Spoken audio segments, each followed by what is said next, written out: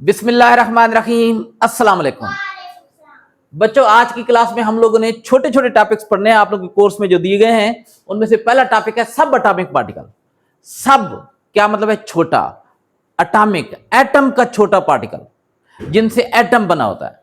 तो ये क्या होते हैं? Fundamental particles that make up atoms. वो फंडामेंटल पार्टिकल जिनसे एटम बना होता है, जो एटम बनाते हैं। बेटा फंडामेंटल का मतलब होता है बुनियादी, यानी ये खुद और किसी से नहीं बने हुई है। इनसे तो आगे एटम बने हुए हैं लेकिन ये खुद किसी से नहीं बनी हुई है। लेकिन बेटा अब पता चल चुका है कि प्रोटॉन भी छोटे छोटे पार्टिकल जिन्हें क्वार्क कहते हैं उनसे बना होता है। न्यूट्रॉन भी छोटे पार्टिकल जिन्हें क्वार्क कहते हैं उनसे बना होता है। तो आज के दौर के लिहाज से हम लोग बात करें तो ये दो जो है फंडामेंटल पार्टिकल नहीं है, इलेक्ट्रॉन फंडामेंटल पार्टिकल है। लेकिन आपके कोर्स में चूंकि इन तीनों को फंडामेंटल कहा गया है तो जनाब हम भी यही बात कहेंगे कि ये तीनों क्या है? फंडामेंटल पार्टिकल्स है। आज की क्लास में हम लोग इनका मैस यानी वजन, इनका चार्ज और इनकी लोकेशन यानी एटम के अंदर ये कहां पर वाक़या होते हैं, इन चीजों को हम लोग डिस्कस करेंगे। बेटा प्रोटॉन का जो मैस होता है ना, मैस वजन, वो अप्रॉक्सीमेटली तकरीबन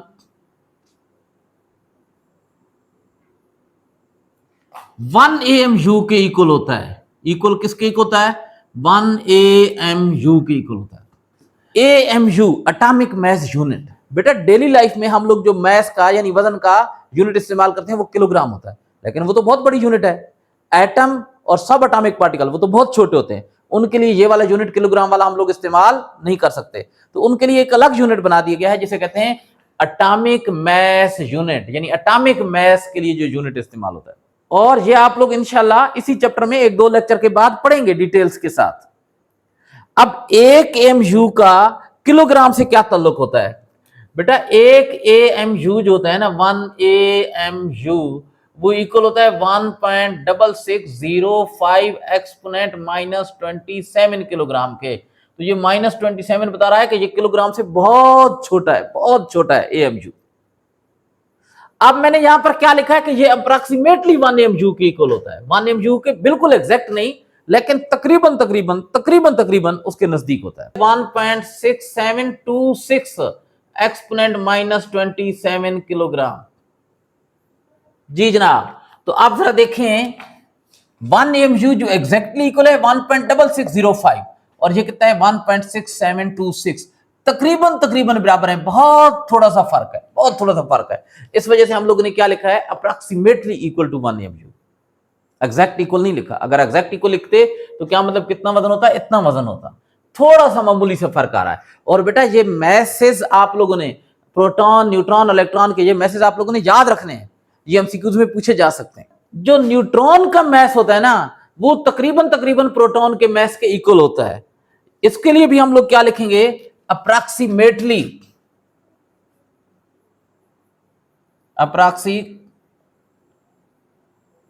इक्वल टू 1 AMU। ये कितना होता है? 1.6749। कितना होता है?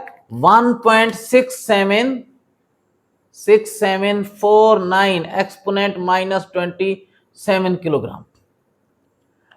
तो ये भी तकरीबन तकरीबन इसके इक्वल है। ये 1.6605, 1.67 पॉइंट के बाद जो है ना, ये जो नंबर होते हैं इनमें अगर हल्का फुल्का फर्क आ भी जाए तो हम लोग इसको क्या करते हैं? तकरीबन तकरीबन बराबर है।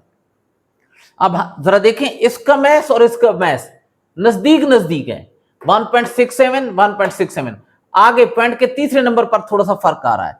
तो हम लोग ये कह सकते हैं कि प्रोटॉन का मैस और न्यूट्रॉन का मैस तकरीबन तकरीबन क्या होते हैं? इक्वल होते हैं, बराबर होते हैं। लेकिन इलेक्ट्रॉन का मैस बहुत ही कम होता है, बहुत ही कम होता है। बेटा 1 AMU का पता है कितने टुकड़े कर दें आप लोग? 1836 1836 1836 टाइम AMU से ये कम होता है। AMU हम ये लिख देंगे इसका मैस। अगर आप लोग से इसका AMU में मैस पूछा जाए तो पता है आप क्या जवाब देंगे? 1/1836 AMU। अगर आप बेटा 1 AMU चूंकि इस मैस के इक्वल होता है, इस मैस के इक्वल होता है, अगर आप यहां पर 1 AMU की जगह क्या लिख दें? 1.6605 एक्सपोनेंट -27 और 1836 से डिवाइड करें ना, तो आपके पास आंसर आ जाएगा 9.11 एक्सपोनेंट -31 किलोग्राम। तो ये इसका मैस है। बाज़ औक़ात ये मैसेज जो होती है ना इलेक्ट्रॉन, प्रोटॉन और न्यूट्रॉन की, ये किलोग्राम की बजाय ग्राम में पूछ ली जाती हैं। तो भाई किलोग्राम को ग्राम में कन्वर्ट करना हो तो क्या करते हैं, जैसे आप जरा देखें 1.6726 एक्सपोनेंट -27 है, -27 है, इसको ग्राम में कन्वर्ट करना है। तो हमें पता है कि 1 किलोग्राम के अंदर 1000 ग्राम होते हैं। 1000 का क्या मतलब होता है? 1000 का मतलब होता है 10⁻3, एक के साथ 3 जीरो, 10⁻3। तो हम लोग इससे मल्टीप्लाई कर देंगे 10⁻3 को। आपको पता है जब वैल्यूज मल्टीप्लाई होती हैं तो उनकी पावर प्लस हो जाती है, तो इसकी पावर इसके साथ क्या हो जाएगी? प्लस हो जाएगी। तो ये कितना हो जाएगा?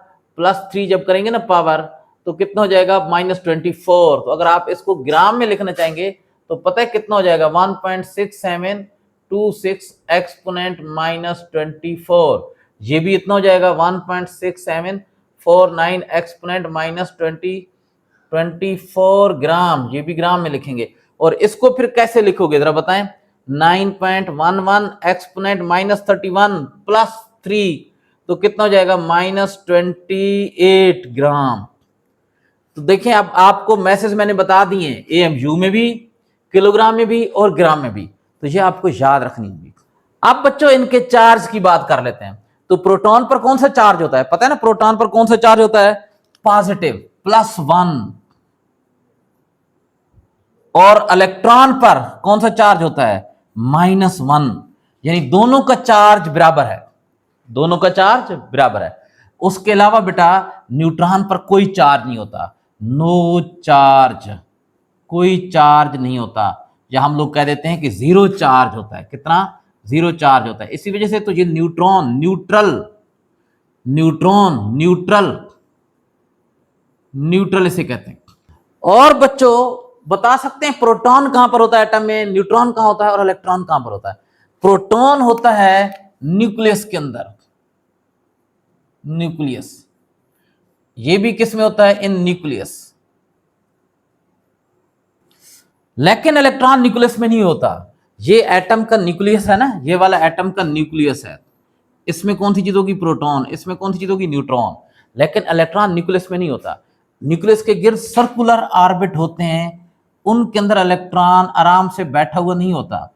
इलेक्ट्रॉन क्या कर रहा होता है? रिवोल्व कर रहा होता है, घूम रहा होता है। तो क्या मतलब है? रिवोल्व्स इन सर्कुलर ऑर्बिट, या ऑर्बिट को शेल भी कहते हैं, या एनर्जी लेवल भी कहते हैं, प्रिंसिपल क्वांटम नंबर भी कहते हैं। ये 4 नाम हैं ऑर्बिट के: orbit, shell, energy level, principal quantum number. Revolves in circular orbit around the nucleus, nucleus के गिर्द घूम रहे होते हैं। बेटा एटम हो या मॉलिक्यूल हो, उसकी जितनी भी प्रॉपर्टीज होती हैं, खासतौर पर इंपॉर्टेंट जो है वो केमिकल प्रॉपर्टीज होती हैं। केमिकल प्रॉपर्टीज क्या मतलब? Chemical reaction. तो वो सारी की सारी इलेक्ट्रॉनिक स्ट्रक्चर पर डिपेंड करती हैं, इलेक्ट्रॉन्स पर डिपेंड कर रही होती हैं। क्यों? वजह ये होती है कि केमिकल रिएक्शन में जस्ट 2 काम हो रहे होते हैं। पहले वाले बॉन्ड टूटते हैं, नए वाले बॉन्ड बनते हैं। तो बॉन्ड बनना, बॉन्ड टूटना, इसमें कौन सी चीज इन्वॉल्व होती है? इलेक्ट्रॉन्स। आप लोग इंशाल्लाह केमिकल बॉन्डिंग वाले चैप्टर में पढ़ेंगे कि जितने भी बॉन्ड बन रहे होते हैं उनमें कौन सी चीज इन्वॉल्व होती है? इलेक्ट्रॉन इन्वॉल्व होते हैं। तो क्या मतलब? एटम या मॉलिक्यूल्स की जितनी भी प्रॉपर्टीज हैं, उनके जितने भी बिहेवियर हैं, that are determined by electrons. तो क्या लिखेंगे? Electrons determine the, electrons determine properties and behavior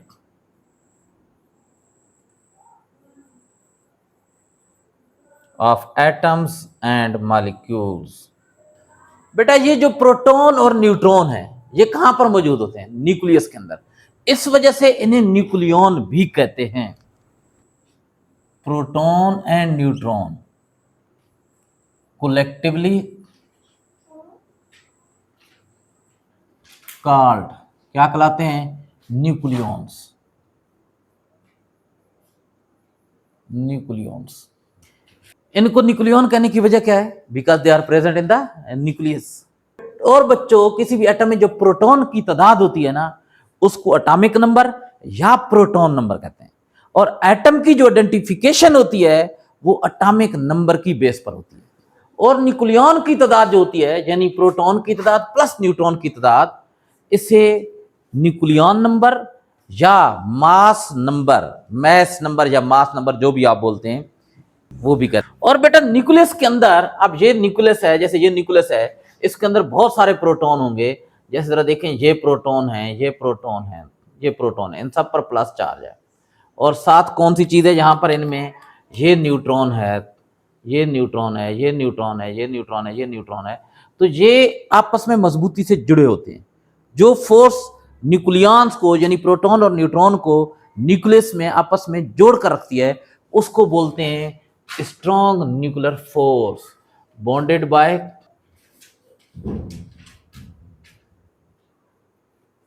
strong nuclear force, nuclear force. और ये फोर्स किसके दरमियान होती है? Between proton and proton, neutron and neutron, proton and neutron, proton and neutron, इनके दरमियान होती है। बेटा एक जो न्यूट्रल एटम होता है ना, न्यूट्रल जो एटम होता है, उसमें number of proton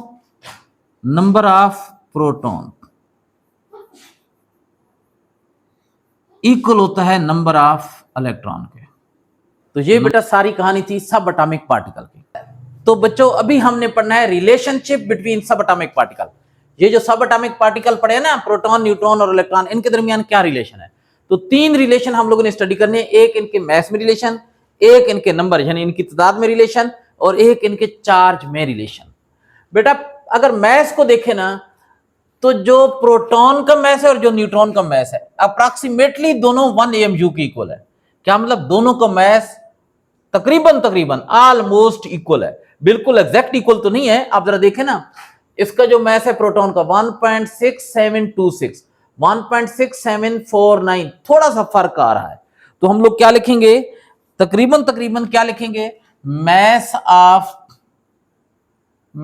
of proton is approximately equal to, ये ऊपर जो मैंने साइन लगा दिया ना, ये अप्रॉक्सीमेटली है, यानी बिल्कुल एग्जैक्ट नहीं है, मामूली सा फर्क है। Is equal to the mass of proton, और ये फिर दोनों किसके इक्वल है? Approximately equal to 1 AMU। बिल्कुल एग्जैक्ट AMU के इक्वल नहीं है, क्योंकि एक AMU जो होता है 1.6605 एक्सपोनेंट -27 किलोग्राम होता है, जबकि ये क्या है? 66 नहीं है, यहां पर इनमें 67 है, थोड़ा सा फर्क आ रहा है। लेकिन बेटा जो इलेक्ट्रॉन का मैस होता है वो बहुत कम होता है। Mass of electron is very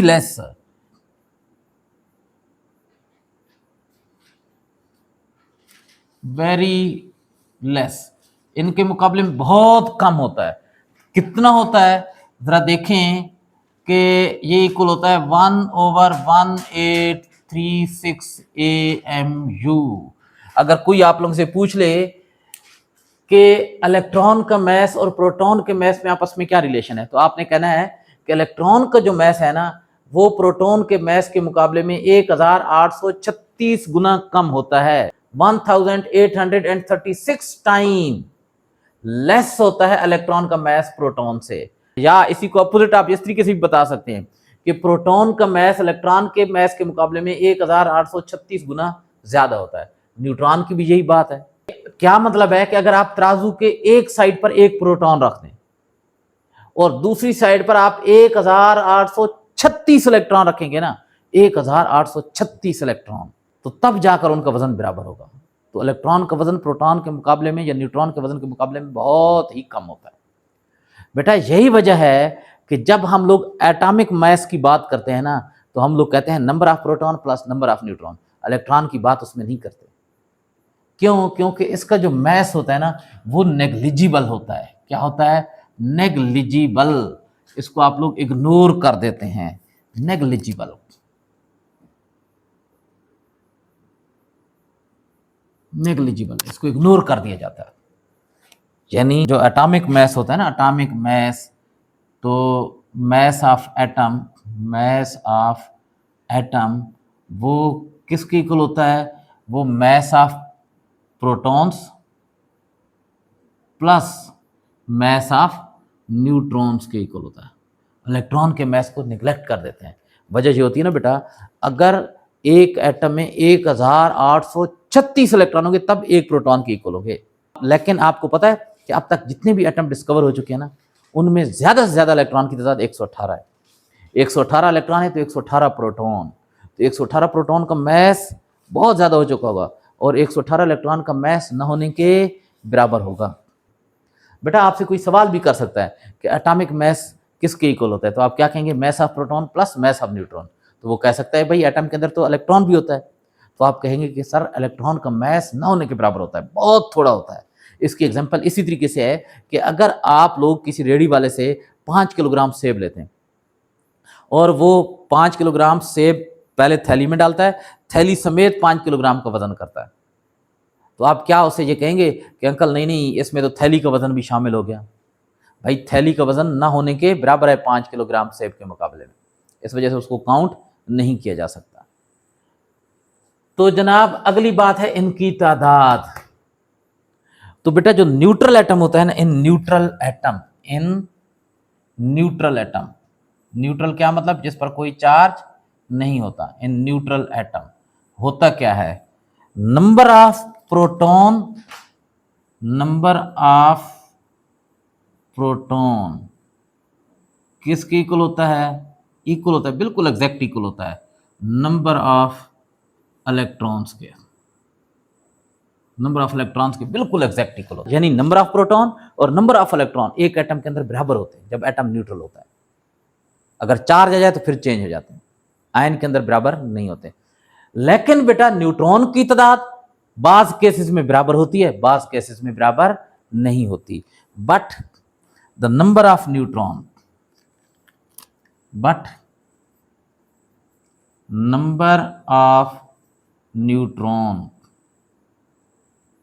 may or may not be equal, equal हो भी सकती है, नहीं भी हो सकती। जैसे अब मैं आपको एग्जांपल देता हूं। एक एग्जांपल है कार्बन की। कार्बन का एटॉमिक नंबर 6 और मास नंबर 12 होता है। अब बेटा कार्बन के अंदर प्रोटॉन की तादाद, ये वाली प्रोटॉन की तादाद होती है 6, इलेक्ट्रॉन की तादाद, यही इलेक्ट्रॉन की तादाद भी होती है 6, न्यूट्रॉन की तादाद, इसमें से ये माइनस करते हैं, 12 में से 6 माइनस करेंगे कितनी जाएगी? 6। तो देखें प्रोटॉन की तादाद इलेक्ट्रॉन की तादाद बराबर है, number of proton is equal to number of electron, और न्यूट्रॉन की तादाद भी क्या है? बराबर है। मे वाला ये वाली चीज आ गई है इसमें। अब लिथियम में देखें, लिथियम का एटॉमिक नंबर 3, एटॉमिक मास 7। अब इसमें प्रोटॉन, ये वाली तादाद प्रोटॉन की होती है, इसमें इलेक्ट्रॉन भी कितने हैं? 3, और इसमें न्यूट्रॉन, इस नंबर से ये नंबर माइनस करेंगे कितने आ जाएंगे? 4। इस तरह के एक सवाल भी आ जाता है, आपको इस तरह एटम लिख कर दिया जाएगा, ये एटॉमिक नंबर, ये एटॉमिक मास, ये मास नंबर। पूछा जाता है कि इसमें प्रोटॉन, इलेक्ट्रॉन, न्यूट्रॉन की तादाद लिखें। तो ये जो एटॉमिक नंबर होता है ना, जो नंबर कम होता है अक्सर नीचे लिखा होता है, ये प्रोटॉन की तादाद भी होती है, यही इलेक्ट्रॉन की तादाद भी होती है, और न्यूट्रॉन की तादाद इस ऊपर वाले नंबर से ये वाला नंबर माइनस करना पड़ता है। तो अब जरा देखें, इस केस में प्रोटॉन और इलेक्ट्रॉन की तादाद तो बराबर है, number of proton is equal to number of electron, लेकिन नंबर ऑफ न्यूट्रॉन इक्वल नहीं है, मे नॉट बी इक्वल। कितने हो गए? 4 हो गए। अब बेटा चार्ज, तो चार्ज जो होता है ना, चार्ज, प्रोटॉन और इलेक्ट्रॉन का चार्ज बराबर होता है क्वांटिटी के लिहाज से, लेकिन अपोजिट होता है, प्रोटॉन पर पॉजिटिव चार्ज और इलेक्ट्रॉन पर नेगेटिव चार्ज। तो अब जरा देखें क्या लिखेंगे? Positive charge of proton is equal to negative charge of electron, electron के नेगेटिव चार्ज के इक्वल होता है, साइन अपोजिट होती हैं। यानी प्रोटॉन का चार्ज कितना होता है? +1, इलेक्ट्रॉन का चार्ज कितना होता है? -1। क्वांटिटी दोनों की 1 1 है, लेकिन हैं क्या, अपोजिट चार्ज, पॉजिटिव और नेगेटिव चार्ज है। और न्यूट्रॉन पर कोई चार्ज नहीं होता बेटा, no charge upon neutron, no charge upon neutron, neutron पर कोई चार्ज नहीं होता।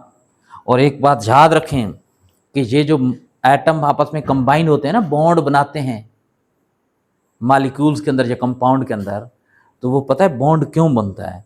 वो सिर्फ और सिर्फ प्रोटॉन के पॉजिटिव चार्ज जो न्यूक्लियस के अंदर होते हैं और इलेक्ट्रॉन के नेगेटिव चार्ज के दरमियान इंटरेक्शन होता है, उनके दरमियान अट्रैक्शन हो रही होती है। जितने भी बॉन्ड बनेंगे, आप पढ़ेंगे आगे बॉन्ड्स की types, ionic, covalent, coordinate covalent, metallic bond, वो सारे के सारे क्यों बनेंगे? प्रोटॉन के पॉजिटिव चार्ज और इलेक्ट्रॉन के नेगेटिव चार्ज के दरमियान इंटरेक्शन की वजह से। बेटा relationship between subatomic particle में इतना ही। बेटा आप लोगों ने एटॉमिक मॉडल भी पढ़ लिए, सब एटॉमिक पार्टिकल भी पढ़ लिए।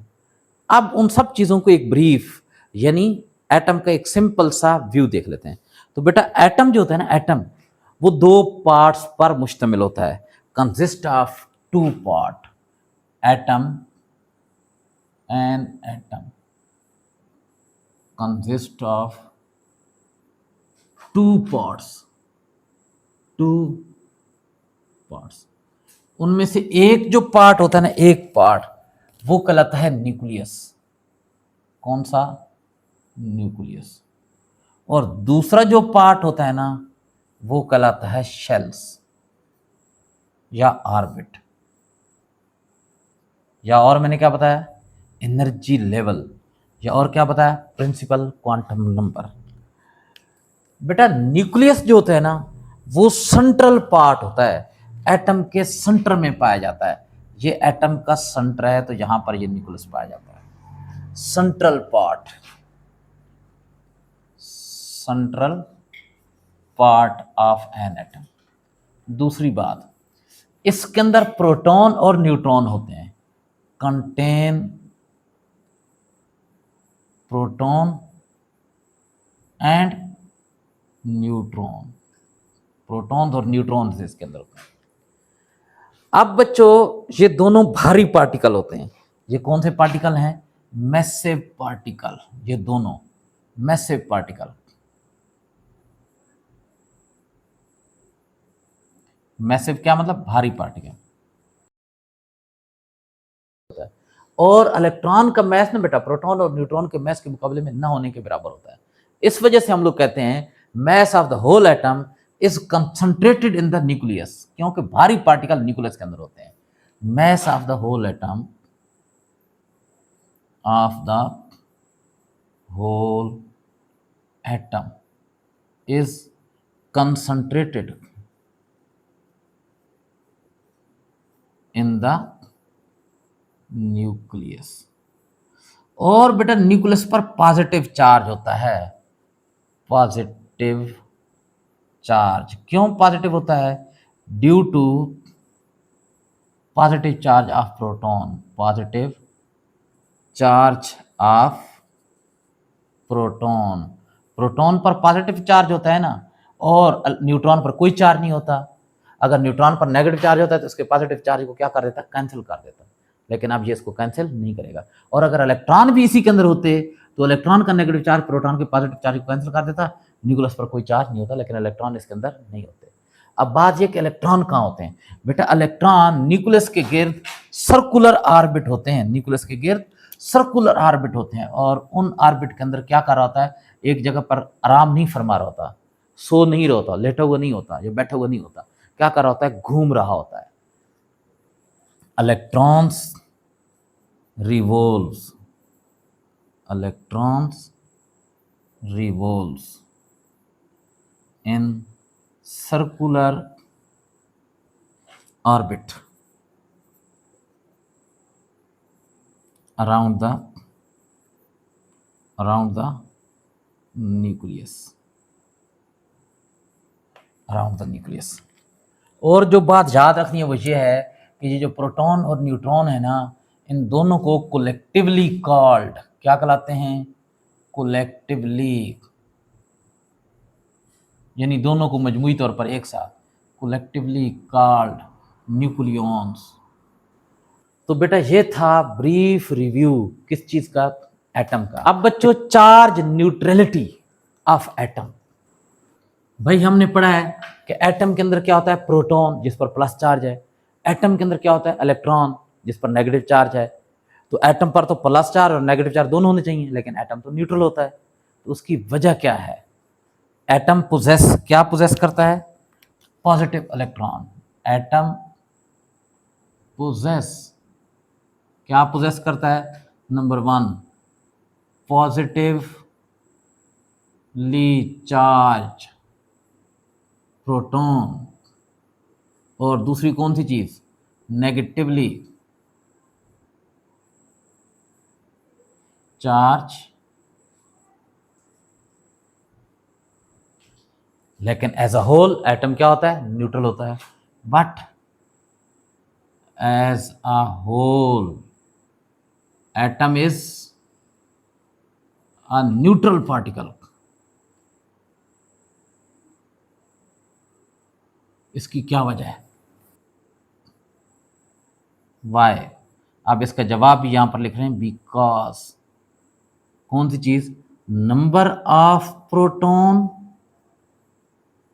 एक एटम के अंदर किसके इक्वल होता है, नंबर ऑफ इलेक्ट्रॉन्स के। दोनों की तादाद भी बराबर होती है। और positive charge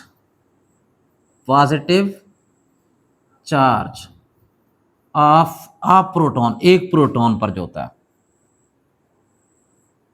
is equal to negative charge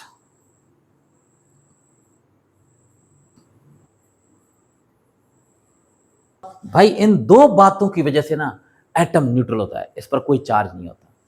बच्चों अगर सिर्फ प्रोटॉन और इलेक्ट्रॉन की तादाद बराबर होती ना, चार्ज बराबर ना होता, तो तब भी एटम न्यूट्रल ना होता। जैसे जरा देखें, अगर मैं ये कह देता हूं कि एक प्रोटॉन पर चार्ज, सपोज करें ऐसा है नहीं, +2 है, और एक इलेक्ट्रॉन का चार्ज -1 है। अब तादाद बराबर है, 10 प्रोटॉन 10 इलेक्ट्रॉन है। तो बताओ 10 प्रोटॉन का चार्ज, एक प्रोटॉन का चार्ज +2, 10 का कितना हो जाएगा, +20। इसको इससे मल्टीप्लाई करेंगे। और एक इलेक्ट्रॉन का -1, एक इलेक्ट्रॉन का -1 तो 10 इलेक्ट्रॉन का -10। तो क्या ये एक दूसरे को कैंसिल करते, नहीं कैंसिल ना करते, +10 बच जाता, तो एटम पर +10 चार्ज होता। अब जरा देखें ना, ये पहले वाली शर्त तो यहाँ पूरी है, तादाद बराबर है, लेकिन हमने जो एग्जांपल लिया उसमें चार्ज बराबर नहीं रखा। लेकिन आप जरा देखें, अगर चार्ज बराबर हो जाए, हम कहते हैं जी प्रोटॉन पर +1 है और इलेक्ट्रॉन पर -1 है, लेकिन एक एटम के अंदर प्रोटॉन है 5 और इलेक्ट्रॉन है 7, तो प्लस चार्ज पूरे एटम पर कितना हो जाएगा, +1 को 5 से मल्टीप्लाई करेंगे तो +5, -1 को 7 से तो -7। तो अब ओवरऑल कैंसिल ना होता, कितना आंसर आता, यानी -2। तो पूरे एटम पर -2 चार्ज होता है, लेकिन ऐसा नहीं होता। वजह क्या है, वजह यह है कि एक प्रोटॉन पर +1 चार्ज होता है, एक इलेक्ट्रॉन पर -1 चार्ज होता है। चार्ज अपोजिट होता है, यानी प्लस और माइनस। चार्ज की क्वांटिटी भी बराबर होती है, इसका +1 इसका -1। और बच्चों तादाद भी बराबर होती है। जैसे कार्बन में देखें, 6 प्रोटॉन 6 इलेक्ट्रॉन। तो आप मुझे बताएं 6 प्रोटॉन का चार्ज कितना हो जाएगा, +6, 6 को ऐसे मल्टीप्लाई करेंगे। 6 इलेक्ट्रॉन का चार्ज कितना हो जाएगा, -6, एक दूसरे को कैंसिल कर देंगे।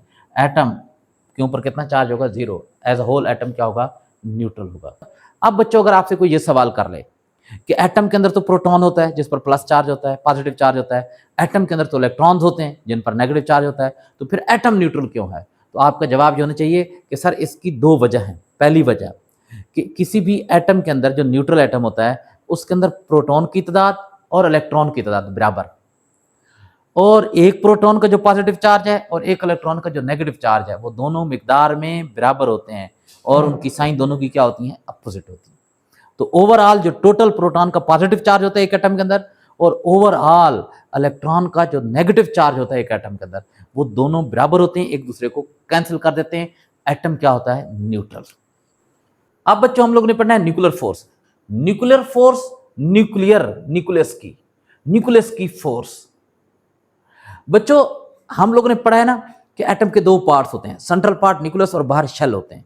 ये मैंने एक एटम का स्ट्रक्चर बना दिया है, ये सेंटर में उसका न्यूक्लियस है और ये बाहर शेल है। न्यूक्लियस के अंदर दो किस्म के पार्टिकल होते हैं, प्रोटॉन और न्यूट्रॉन। प्रोटॉन पर कौन सा चार्ज होता है? पॉजिटिव चार्ज होता है। और इलेक्ट्रॉन जिन पर नेगेटिव चार्ज होता है वो न्यूक्लियस के अंदर नहीं होते, न्यूक्लियस के बाहर शेल में घूम रहे होते हैं, रिवॉल्व कर रहे होते हैं। ये मैंने एक और एटम, कार्बन के एटम की डायग्राम बना दी है। कार्बन में 6 प्रोटॉन होते हैं न्यूक्लियस के अंदर। ये जरा देखें, रेड कलर के जो मार्कर से बनाए जिन पर प्लस चार्ज लगाया, ये प्रोटॉन है, 6 है, आप गिन लें। और 6 ही उसमें न्यूट्रॉन होते हैं न्यूक्लियस के अंदर। ये जरा देखें, ये जो ब्लैक कलर के 6 न्यूट्रॉन है, इन पर कोई चार्ज नहीं होता। तो ये न्यूक्लियस है जिसके अंदर प्रोटॉन और न्यूट्रॉन है।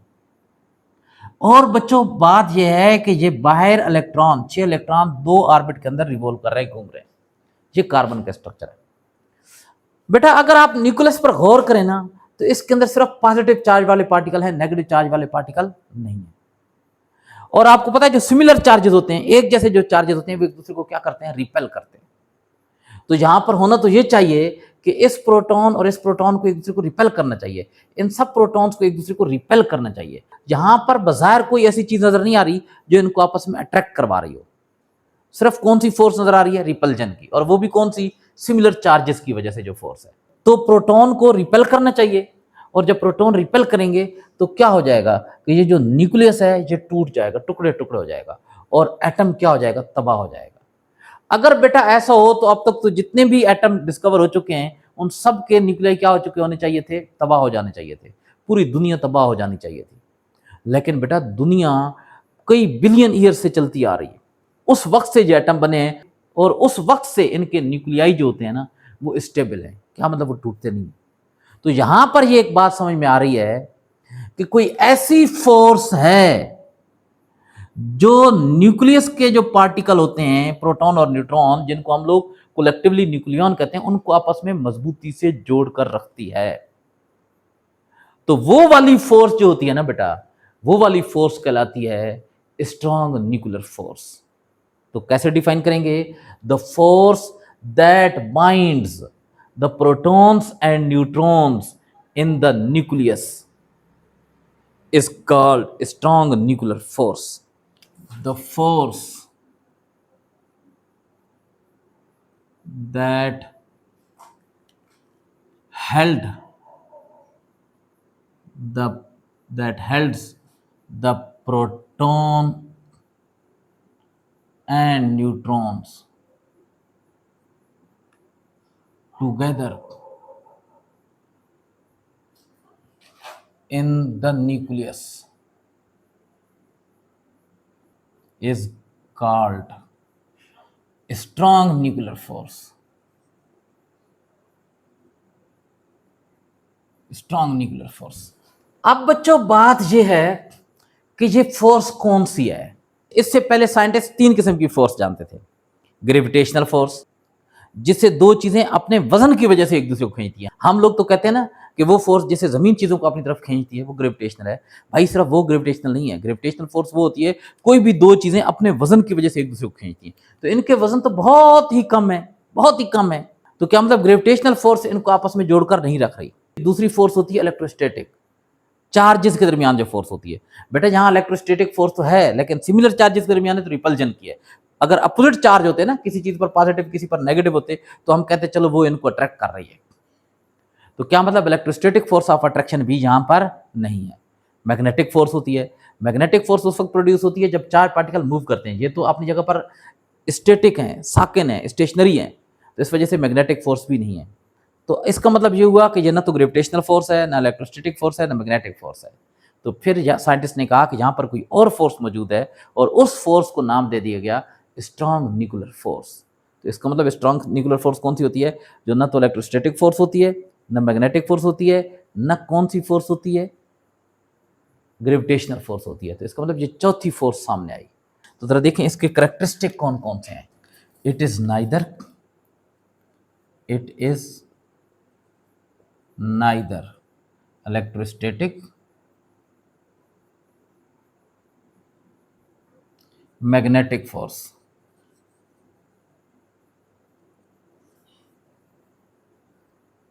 दूसरी बात कि बेटा ये इलेक्ट्रोस्टैटिक और मैग्नेटिक से ज़्यादा स्ट्रांग होती है। क्यों स्ट्रांग होती है? देखिए यहाँ पर इलेक्ट्रोस्टैटिक है लेकिन रिपल्जन की है। तो इसका मतलब इस न्यूक्लियर फोर्स ने उस पर भी काबू पा लिया, वो चाहती है ये टूट जाए, लेकिन ये उनको टूटने नहीं दे रही, उनको अलग अलग नहीं जाने दे रही। तो क्या मतलब ये उनसे ज़्यादा ताकतवर है। तो स्ट्रांगर देन